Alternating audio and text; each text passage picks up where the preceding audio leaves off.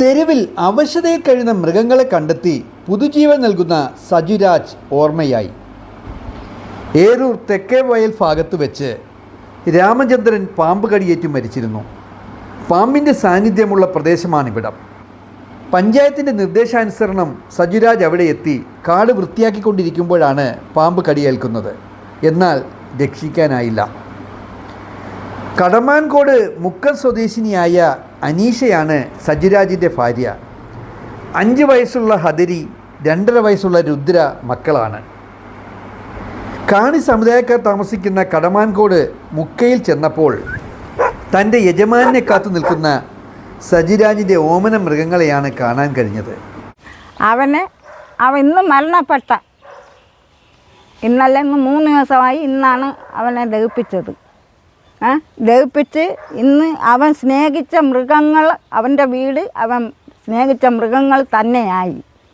അവൻ്റെ കുഞ്ഞുങ്ങളും അവൻ്റെ ഭാര്യയും തന്നെയായി. അവൻ ഭൂമി വിട്ട് വേർവിട്ട് അവൻ പോയി. പോയി. അതിന് ഞങ്ങൾക്ക് ഭയങ്കര വിഷമമുണ്ട്.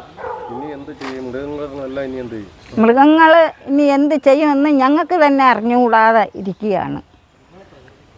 അതിനെ നോക്കിയെങ്കിലല്ലേ ഞങ്ങൾക്ക് പറയാൻ നോക്കൂ. അത് ആര് നോക്കുമെന്നുള്ളൊരു ചിന്തയാണ്. ഞങ്ങളും ചമ്മലുണ്ട്, എവിടെയെങ്കിലും പോകണ്ടേ. ഒരു മൃഗത്തെ ഉപദ്രവിക്കത്തില്ല, ഒരു മൃഗത്തെ കൊന്നു കളയത്തില്ല. ഒരു മൃഗത്തിനോടോ അല്ലെങ്കിൽ ദുർചിന്തയില്ലാത്ത മനുഷ്യനാണ്. ഇതിനെ സ്നേഹിക്കാൻ മാത്രമേ അറിയത്തുള്ളൂ പുള്ളിക്ക്. ഇവിടെ ഇത് കാട്ടുപ്രദേശമാണല്ലോ. ഇവിടെ ഇപ്പോൾ ഈ സേറ എന്ന് പറയുന്ന കുതിരയ്ക്ക് സംഭവിച്ച കാര്യം എന്ന് പറഞ്ഞാൽ ഇത് കാട്ടുപ്രദേശമായതുകൊണ്ട് ഇവിടെ കുറച്ച് അല്ലാതുള്ളൊരു ചില സാമൂഹ്യ വിരുദ്ധരുണ്ട്. അപ്പോൾ അവരുടെ കുറച്ച് സ്വാർത്ഥ ലക്ഷ്യങ്ങളുണ്ട്. അത് നടക്കാത്തതിൻ്റെ പേരിൽ ആ കുതിരയെ ഉപദ്രവിച്ചാണ് ആ കുതിര മരിക്കുന്നത്. അതേപോലെ തന്നെ ഒരുപാട് പട്ടികൾക്ക് വിഷം വെച്ച് കൊന്നിട്ടുണ്ട്. ഇതിൻ്റെ കുരയൊക്കെ കാരണം ഒരുപാട് പട്ടികൾക്ക് വിഷം വെച്ച് കൊന്നിട്ടുണ്ട്. ഏതാണ്ട് ഒരുപാട് വിരലിനുണ്ടാവുന്നതിലേറെ പട്ടികൾ വിഷം കഴിച്ച് മരിച്ചിട്ടുണ്ട്. അതേപോലെ തന്നെ മറ്റേ കുതിര ആ രീതിയിൽ മരിച്ചതാ മറ്റേ കുതിര. അത് മരിച്ച സമയത്തെന്ന് പറഞ്ഞാൽ വീട്ടിലെ ഒരാൾ മരിക്കുന്ന കണക്കായിരുന്നു സജീവണ്ണന്. അത്രയോ വിഷമമുണ്ടായിരുന്നു. ഇതിനെ ഒന്നും പൈസ ലാഭത്തിന് വേണ്ടിയിട്ടല്ല പുള്ളി വളർത്തുന്നത്, പൈസയുടെ ലാഭത്തിന് വേണ്ടിയിട്ടല്ല വളർത്തുന്നത്. ഒരു ദിവസം ഒരു നല്ല എമൗണ്ട് ചിലവ് വരും. അപ്പോൾ ഈ കുതിരയ്ക്കായാലും ഈ പശുക്കൾക്കായാലും പന്നിക്കായാലും ഇത്രയും പട്ടികൾ കണ്ടില്ലേ, അത് ഓരോരുത്തരെ കളയുന്ന പട്ടികളാണ്. അവർ ഓമനിച്ച് വളർത്തിയിട്ട് പ്രായമാകുമ്പം കൊണ്ട് കളയും. അതിനെയൊക്കെ ആകുമ്പോൾ എടുത്തുകൊണ്ട് വരും.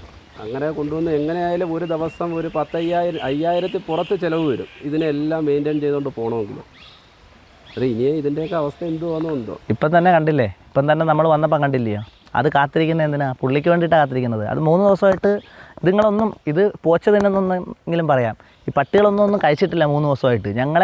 ഞങ്ങളെ നോക്കുന്നതിന് ഒരു പ്രതീക്ഷയോടാണ്. പിന്നെ കൂട്ടിക്കിടക്കുന്ന പട്ടികളെ നമുക്കൊന്നും ചെയ്യാൻ പറ്റത്തില്ല. അത് ഏത് രീതിയിൽ പ്രതികരിക്കുമെന്ന് അറിയത്തില്ല. ഇപ്പം പുറത്ത് കണ്ട പട്ടികളെ ഇപ്പം നമുക്ക് ആയാലും ആഹാരം കൊണ്ട് കൊടുക്കാനുള്ള സാഹചര്യമുണ്ട്. ഇതിൻ്റെയൊക്കെ കാര്യം എങ്ങനെയാണെന്ന് പോലും ഞങ്ങൾക്ക് തന്നെ ഇതിനെ കണ്ടിട്ട് വിഷമമാവുക. കാര്യം എന്ന് പറഞ്ഞാൽ ഇത് പ്രതീക്ഷയോടെ നോക്കുന്ന ആ പട്ടികളെ കണ്ടപ്പോൾ സത്യമായിട്ടും ഞങ്ങൾക്ക് സങ്കടം. പുള്ളിയെ നല്ല രീതിയിൽ ഓർമ്മ വരിക. കാര്യം പുള്ളി ഉള്ളപ്പോൾ ഒരിക്കലും ഇതിന് ഈ ഗതി വരത്തില്ലായിരുന്നു, വന്നിട്ടുമില്ല. ഒരു തെരുവ് പട്ടിക്ക് പോലും അങ്ങനെ ഒരു ഗതി വന്നിട്ടില്ല. അപ്പം പിന്നെ ഈ വളർത്തുന്ന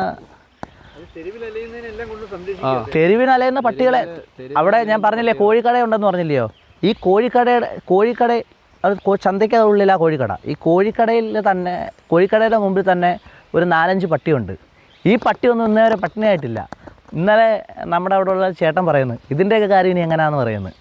കാര്യം എന്ന് പറഞ്ഞു കഴിഞ്ഞാൽ അതിനൊന്നും അതിന് ഈ ശല്യക്കാരാവാത്തതിൻ്റെ കാര്യം എന്ന് പറഞ്ഞാൽ ആരെയും ഉപദ്രവിച്ച് ഇന്ന് ഏരൂര് പട്ടികടിയേറ്റ് ചന്തയിലുള്ള പട്ടി ഒരാളെ കടിച്ചിട്ടില്ല എന്ന് പറയണമെന്നുണ്ടെങ്കിൽ പല സ്ഥലങ്ങളിലും ഇപ്പം ഈ നായ്ക്കടിയേറ്റ് പല ആൾക്കാർക്കും പ്രശ്നങ്ങളൊക്കെ ഉണ്ടായിട്ടുണ്ട്.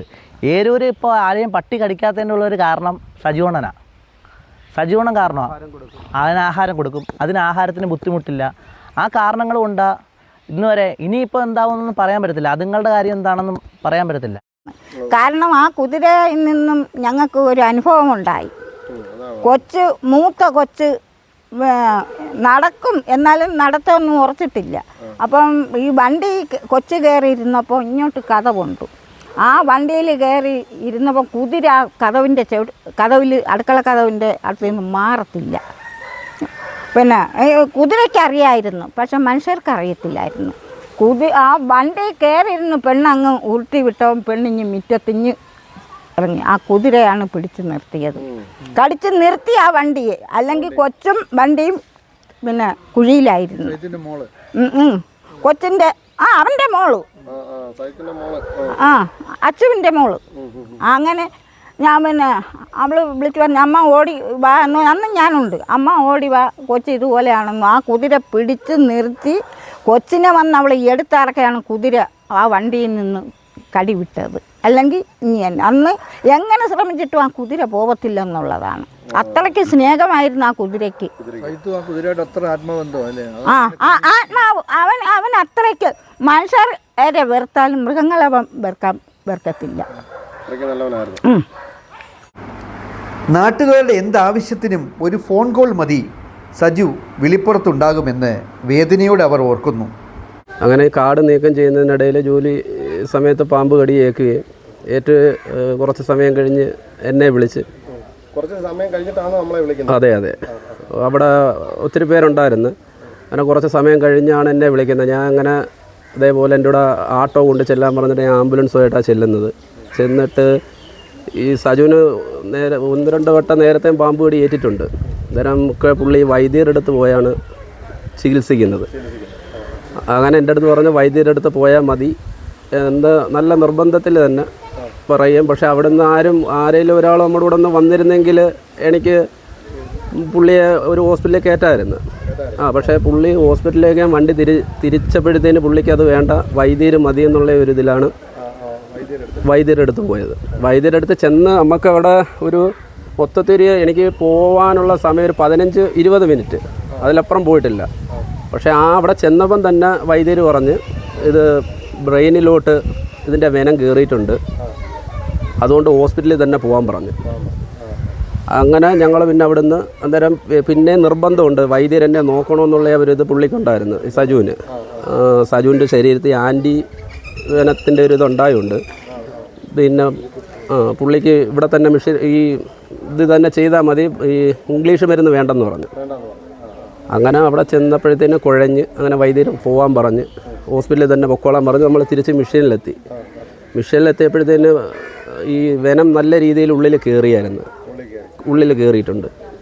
അപ്പോഴത്തേന് കാർഡിയാക് അറസ്റ്റ് സംഭവിച്ച് അവർ CPR ഒക്കെ കൊടുത്ത് നല്ല രീതിയിൽ അവർ അഞ്ചൽ മിഷൻ ഹോസ്പിറ്റലാണ്. നമ്മൾ എടുത്തു പറയുന്നതെന്ന് വെച്ചാൽ അവർ മാക്സിമം അവരെ കൊണ്ട് പറ്റുന്ന രീതിയിൽ അവനെ റിക്കവർ ചെയ്യാൻ അവർ നോക്കി. അവർ 2 ട്രിപ്പ് ആൻറ്റിവെനം കൊടുത്തു. എന്നിട്ട് ഒന്നും അവനെ റിക്കവർ എടുക്കാൻ പറ്റാത്തതുകൊണ്ടാണ് കൊട്ടിയ ഹോളി ക്രോസിൽ കൊണ്ടുപോകുന്നത്. അവിടെ നല്ല ചികിത്സയാണ്, നമ്മൾ ഈ പാമ്പ് കടിക്ക് നല്ലൊരു ചികിത്സ. പക്ഷേ അവിടെ ചെന്നപ്പോഴത്തേന് ബ്രെയിനിലേക്ക് ഇത് കയറി ബ്രെയിനിൽ കയറി കിഡ്നിയെ ബാധിച്ച് മാക്സിമം അവിടെ അവർ നോക്കി ആദ്യത്തെ ഒരു 20 മിനിറ്റിനകത്ത് അവനവിടെ എത്തിയിരുന്നെങ്കിൽ അവനെ ഒരു പക്ഷേ ജീവിതത്തിലേക്ക് തിരിച്ച് കൊണ്ടുവരാമായിരുന്നു. എല്ലാവർക്കും ഒരു ഉപകാരിയാണ്. ആരെപ്പോൾ വിളിച്ചാലും നമ്മളാ ഫോൺ കട്ട് ചെയ്യുന്നതിന് മുമ്പോട്ട് തന്നെ പുള്ളി അവിടെ എത്തും. എന്തിനും നല്ല ഒരു സ്നേഹമുള്ള ഒരാളായിരുന്നു അവൻ. അതിൻ്റെ ഇത്തിരി നേരത്തെ ഇവിടെ കാണാമായിരുന്നു, അത്രയും ജനങ്ങൾ. അത് എല്ലാവരും അവന് അങ്ങനെ വലിപ്പച്ചെറുപ്പമൊന്നുമില്ല. അവൻ എല്ലാവരുടെയും അവൻ സഹകരിക്കുകയും ബഹുമാനപ്പെട്ട MP MLA ഉൾപ്പെടെയുള്ളവർ, പിന്നെ ഇത് സംഭവം നടന്നതിൻ്റെ അന്ന് മുതൽ തന്നെ ബഹുമാനപ്പെട്ട പഞ്ചായത്ത് പ്രസിഡൻ്റിൻ്റെ നേതൃത്വത്തിൽ ഹോസ്പിറ്റലിൽ എത്തിക്കുകയും അവിടെ നിന്ന് എല്ലാവരും അവരെല്ലാം അന്ന് മുതൽ ഇതുവരെയും നമ്മുടെ കൂടെ എല്ലാ രാഷ്ട്രീയത്തിൽപ്പെട്ടവരായാലും എല്ലാവരും ഒരു സഹായമായിട്ട് അവൻ്റെ കൂടെ എല്ലാം ഉണ്ടായിരുന്നു. പിന്നെ ഇപ്പോൾ അവൻ്റെ കുഞ്ഞുങ്ങൾ 2 പേര്, 2 പൊടി കുഞ്ഞുങ്ങളാണ്, ഭാര്യ. അന്നേരം അവർ ഒരു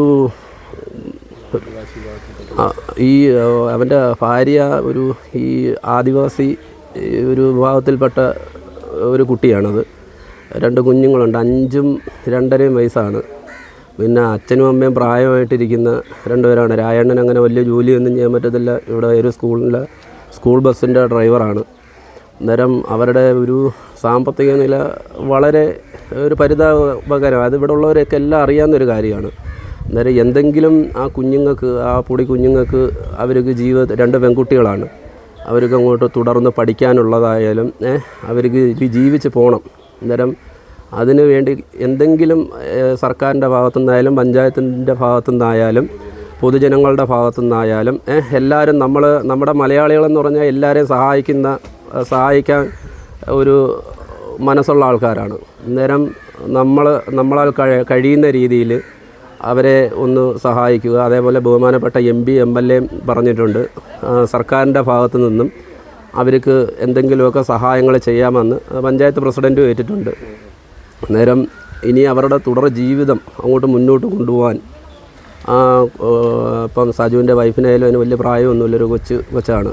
അന്നേരം ആ പെൺകുഞ്ഞുങ്ങൾ അവരുടെ അവിടുത്തെ അവസ്ഥ നിങ്ങളൊന്ന് കാണണം. നിങ്ങൾക്ക് അവിടെ ചെന്ന് കാണാം, അവരുടെ വീടായാലും എല്ലാ സിറ്റുവേഷനും നിങ്ങൾക്കൊന്ന് കാണാം. അന്നേരം എല്ലാവരും ബഹുമാനപ്പെട്ട സർക്കാരായാലും പൊതുജനങ്ങളായാലും എല്ലാവരും അവരെ ഒന്ന് സഹായിച്ചു കഴിഞ്ഞാൽ ആ കുടുംബം മുന്നോട്ട് പോകും. ആ കുഞ്ഞുങ്ങളുടെ തുടർ പഠനങ്ങളായാലും എല്ലാം. പുള്ളിക്ക് ആ ടൈമിൽ പാമ്പിൻ്റെ കടിയും കിട്ടിയിട്ടുണ്ട്. എൻ്റെ മുൻപിൽ വെച്ച് തന്നെ പുള്ളിയെ പാമ്പ് കടിച്ചിട്ടുണ്ട്. പക്ഷേ ആ പാമ്പിനെ ഒന്നും ഉപദ്രവിക്കുക പോലും ചെയ്യാതെ ആ പാമ്പിനെ സേഫാക്കിയിട്ടേ പുള്ളി ഹോസ്പിറ്റലിൽ പോകത്തുള്ളൂ. ചില സാഹചര്യങ്ങളിൽ ഹോസ്പിറ്റലിൽ പോകാതെ തന്നെ രക്ഷപ്പെട്ടിട്ടുണ്ട്. അത്രയ്ക്ക് മൃഗങ്ങളെ സ്നേഹിക്കുന്ന ആളാണ്.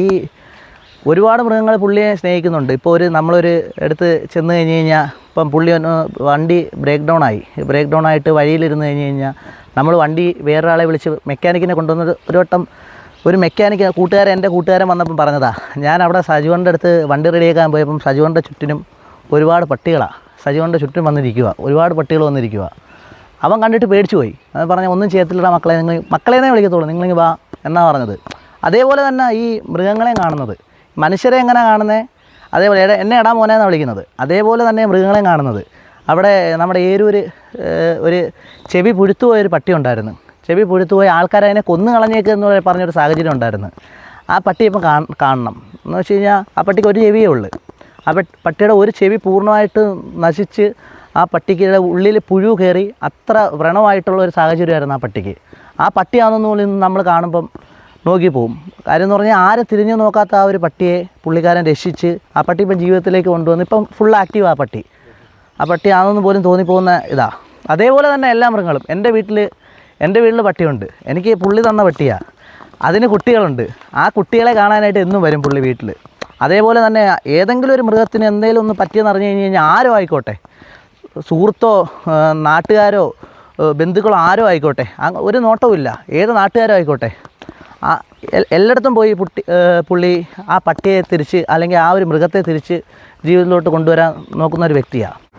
പറക്കമുറ്റാത്ത 2 പെൺകുഞ്ഞുങ്ങളെയും സജു ഓമനിച്ച് വളർത്തിയിരുന്ന മൃഗങ്ങളെയും എന്തു ചെയ്യണമെന്നറിയാതെ പകച്ചു നിൽക്കുകയാണ് അനീഷ.